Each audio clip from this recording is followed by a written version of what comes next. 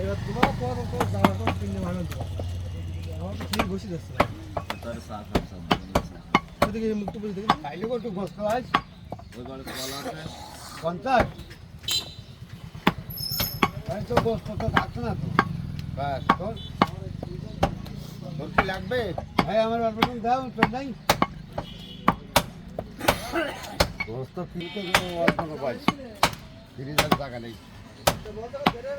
ফ্রিজে বর্তমান তোকে তো গোস্ত খাবো কালকে উঠে গেছো কালকে দুপুরে করে মাছ তো দিকে